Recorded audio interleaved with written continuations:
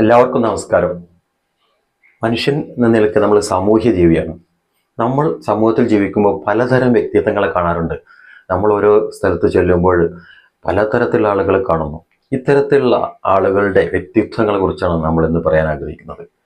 പ്രധാനമായിട്ടും 3 തരം വ്യക്തിത്വങ്ങളെ കുറിച്ചാണ് നമുക്ക് ചർച്ച ചെയ്യാനുള്ളത്. ഇൻഫ്ലേറ്റഡ് പേഴ്സണാലിറ്റി എന്ന് പറയുന്ന ഒരു വിഭാഗം, ഊതി വീർപ്പിക്കപ്പെട്ട വ്യക്തിത്വമാണ് അവർ. അവർക്ക് ഇല്ലാത്ത കഴിവുകൾ പൊങ്ങച്ചത്തിലൂടെ കാണിച്ചു നടക്കാൻ അവർ ആഗ്രഹിക്കുന്നു.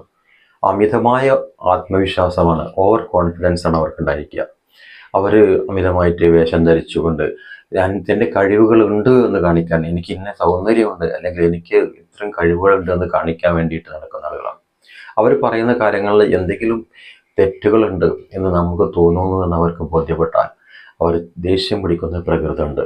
അവർക്ക് അവരുടെ പൊള്ളത്തരങ്ങൾ മറച്ചു വെക്കണമെന്നുള്ള ആഗ്രഹമുള്ളത് കൊണ്ടാണ്. രണ്ടാമത്തെ വ്യക്തിത്വം ഡിഫ്ലേറ്റഡ് പേഴ്സണാലിറ്റി. അവർക്ക് സ്വയം ആത്മവിശ്വാസം ഇല്ലാത്ത ആളുകളാണ്. ഓവർ കോൺഫിഡൻസ് തീരെയില്ല, ലോ കോൺഫിഡൻസ് ആയിരിക്കും അവർക്ക്. അവർ ഒരു കാര്യത്തിന് ഞാൻ കൊള്ളത്തില്ല, എന്നെ കൊണ്ട് അതിന് സാധിക്കില്ല എന്ന രീതിയിൽ ചിന്തിക്കുന്ന ആളുകളാണ്. അത്തരം വ്യക്തിത്വങ്ങളുണ്ട്. ഇനി മൂന്നാമത്തെ വിഭാഗമാണ് യഥാർത്ഥ വ്യക്തിത്വം, റിയൽ പേഴ്സണാലിറ്റി. എൻ്റെ കഴിവുകൾ ഞാൻ മനസ്സിലാക്കുകയും എൻ്റെ സ്ട്രെങ്ത് ആൻഡ് വീക്ക്നെസ് ഞാൻ മനസ്സിലാക്കുകയും സ്ട്രെങ്ത്തുള്ള കാര്യങ്ങൾ, എനിക്ക് കഴിവുള്ള കാര്യങ്ങളിൽ കൂടുതൽ ഉപയോഗപ്പെടുത്തുകയും ഈ വീക്ക്നെസ് ഉള്ള മേഖലയിൽ അത് മെച്ചപ്പെടുത്തിക്കൊണ്ട് നന്നാക്കി കൊണ്ടുവരാൻ ആഗ്രഹിക്കുകയും ചെയ്യുക. അതുപോലെ തന്നെ നമ്മുടെ ലൈഫിലേക്ക് നമ്മളൊരു ഇൻട്രോസ്പെക്ഷൻ ഉണ്ടായിരിക്കണം.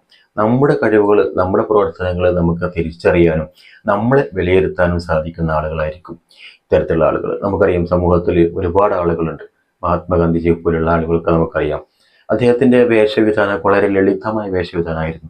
പക്ഷെ അദ്ദേഹം ആ വ്യക്തിത്വം വെച്ചുകൊണ്ട് തന്നെ ലോകത്തിൻ്റെ നാനാഭാഗത്ത് സഞ്ചരിക്കുകയും വട്ടമേൽ സമ്മേളനത്തിൽ പോലും പങ്കെടുക്കുകയും ചെയ്തു.